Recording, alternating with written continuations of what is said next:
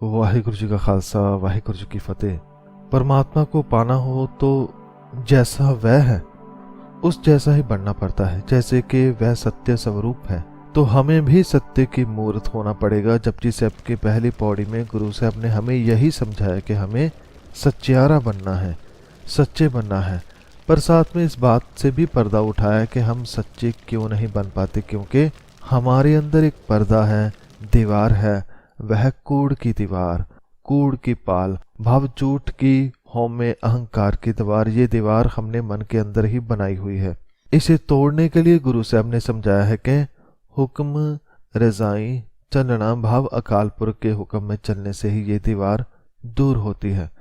पर ये हुक्म है क्या और कैसे दीवार टूटती है, इसके बारे में गुरु साहब दूसरी पौड़ी में फरमाते हैं, हुक्मी होवन आकार, हुक्म ना कहया जाय।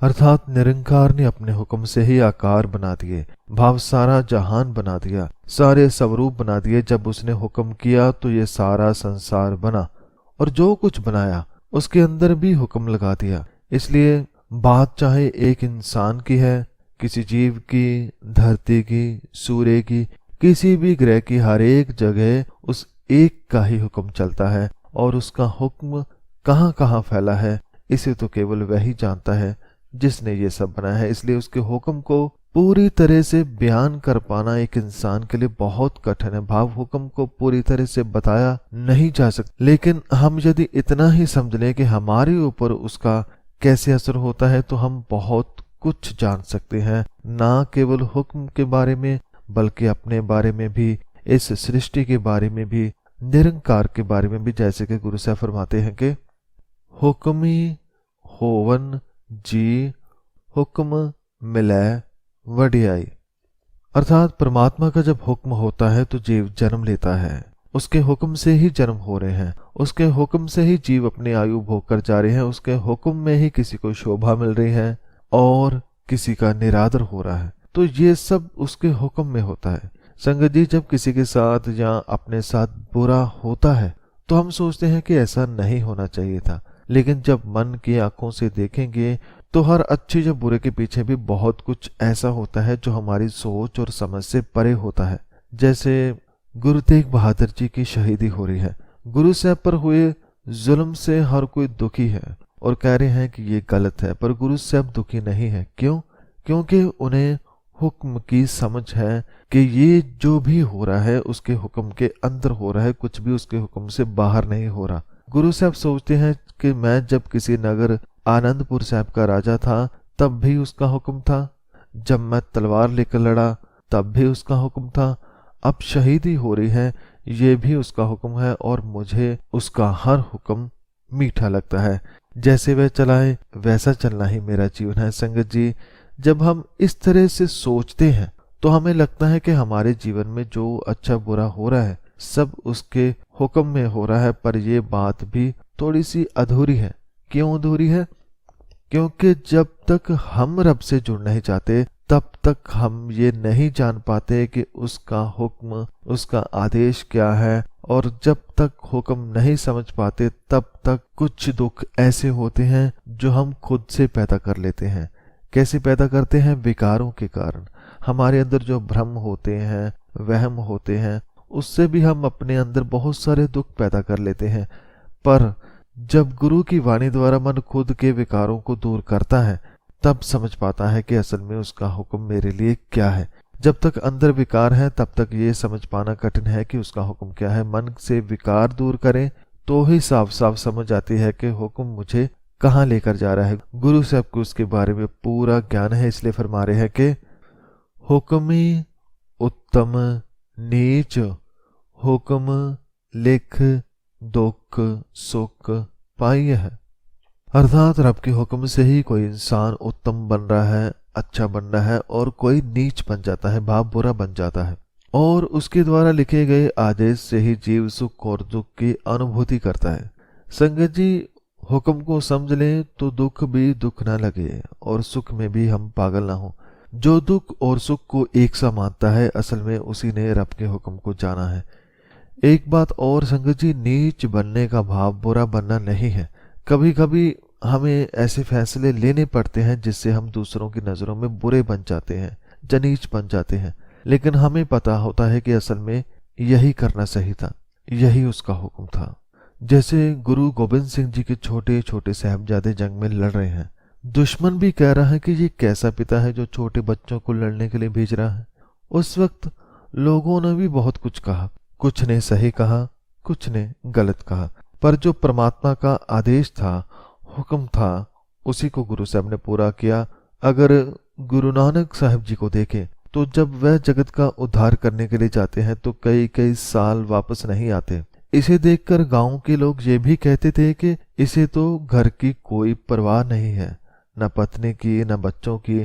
पर वह लोग क्या जाने कि जिस गुरु साहब को सबकी परवाह है, उसे अपने परिवार की परवाह कैसे नहीं हो सकती।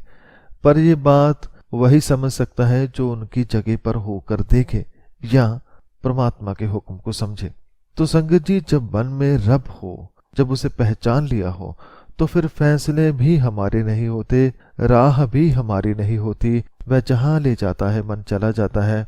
जंग हो या प्रेम, सब कुछ उसके हुक्म के अंदर होता है। लेकिन जब तक हुक्म समझते नहीं, तब तक हमें सुख भी परेशान करेगा और दुख भी परेशान करेगा। लेकिन जब हुक्म समझ लिया, फिर कोई परेशानी नहीं, सब कुछ साफ साफ दिखाई देता है। गुरु से फरमाते हैं कि एक ना हुक्मी बख्शीश, एक हुक्मी सदा पवाई है। अर्थात परमात्मा के आदेश से ही कई जीवों को कृपा मिलती है, कई उसके आदेश से आवागमन के चक्कर में फंसे रहते हैं।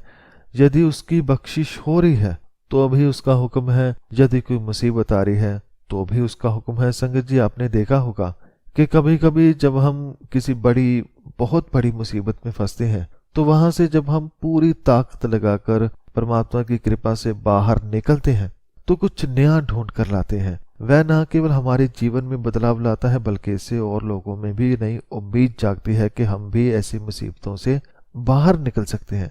इसलिए यदि परमात्मा हमें किसी मुश्किल में रख रहा है तो वह भी उसका ही हुक्म है। यदि वह सिंहासन पर बिठा रहा है तो भी उसका हुक्म है। लेकिन सिंहासन से हम सुख ले पाएंगे या दुख, ये इस बात पर निर्भर करता है कि हमने उसके हुक्म को समझा है या नहीं। इसी तरह से यदि हम गरीबी की हालत में हैं तो वहां भी यदि हम उसके हुक्म को समझते हैं तो हम उस गरीबी में भी सुखी हो सकते हैं। लेकिन कब? जब हम उसके हुक्म को समझते हैं, जैसे कि हमने भगत जनों के जीवन है वो पढ़े हैं। तो यदि मन ने निरंकार के आदेश को जान लिया है तो सिंहासन पर बैठकर भी रब से जुड़ा रहेगा, और यदि रब से टूटा है तो सिंहासन भी उसे कोई सुख न दे पाएगा। इसके अलावा गुरु से फरमाते हैं कि हुक्म अंदर सबको, बाहर हुक्म ना कोई। अर्थात हर एक जीव रब के हुक्म के अंदर है, कोई भी उसके हुक्म से बाहर नहीं। लेकिन संगत जी, सबसे कमाल की बात तो ये है कि चाहे इंसान सारे जीवों से अक्लमंद है, पर परमात्मा ने एक इंसान को ही छूट दी है कि तुम चाहो तो हुक्म में चलकर सुख पा सकते हो, नहीं तो हुक्म को भूल कर, हुक्म में तो रहना ही है, हुक्म से बाहर हम नहीं जा सकते, लेकिन हुक्म को भूल कर उस हुक्म से विपरीत चलेंगे तो जीवन का हम आनंद गवा सकते हैं। बाकी सारे पेड़ों को, पंछियों को, कुदरत को आप देखें, वह हजारों करोड़ों सालों से वैसे ही जी रहे हैं, उनमें कोई बदलाव नहीं। जहां तक कि चांद सितारे भी निरंकार के हुक्म में चल रहे हैं। यदि कोई हुक्म से भाग रहा है तो वह केवल इंसान ही है। वह विकारों में फंसकर परमात्मा से तो क्या, खुद से भी दूर हो जाता है। उसके भीतर का अहंकार, हौमे उसे खुद से दूर कर देता है, अकेला कर देता है। पर जो गुरु के प्रसाद से हुक्म को समझ लेता है, परमात्मा को अपने अंदर बसता हुआ देख लेता है, उसे फिर कोई विकार दुखी नहीं कर पाता। यहाँ तक कि सबसे बड़ा विकार है हौमे, अहंकार, जो कि सबसे बड़ी दीवार है, वह भी हुक्म को समझने से टूट जाती है।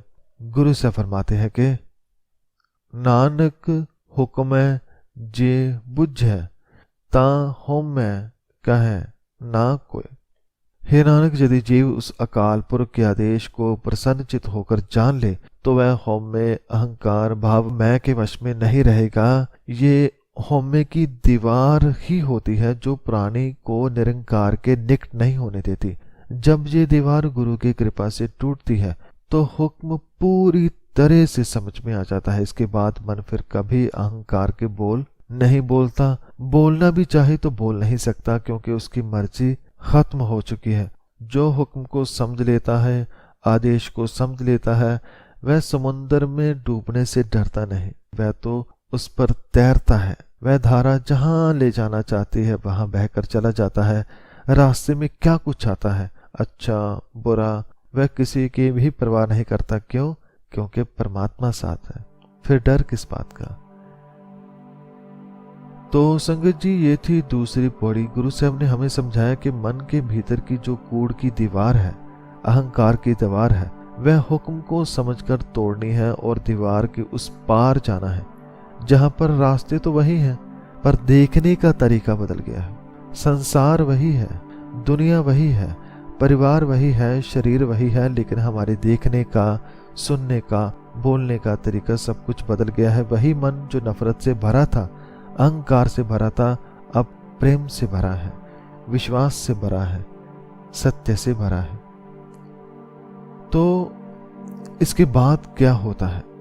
जब मन से हौम्य की दीवार टूटती है तो फिर मन जो देखता है उसे देखकर आनंदित होता है, और इस आनंद में वह प्रभु के गीत गाता है, उसकी महिमा गाता है। और गुरु साहब अगली पौड़ी में गाते हुए मन की एक बड़ी ही प्यारी तस्वीर खींचती है कि कैसे कैसे भगत जन परमात्मा के गुण गा रहे हैं, और किसी एक तरीके से नहीं, अनेकों तरीकों से गा रहे हैं। तो तीसरी पौड़ी में कैसे उपदेश हैं, कैसे भगत जन गा रहे हैं, उसे हम गुरु साहब की कृपा से अगली वीडियो में जानेंगे। तो अंत में श्री गुरु ग्रंथ साहब जी का बहुत बहुत धन्यवाद इतने प्यारे विचार देने के लिए। आप सब संगत का भी धन्यवाद इस विचार को सुनने के लिए। वाहिगुरु जी का खालसा, वाहिगुरु जी की फतेह।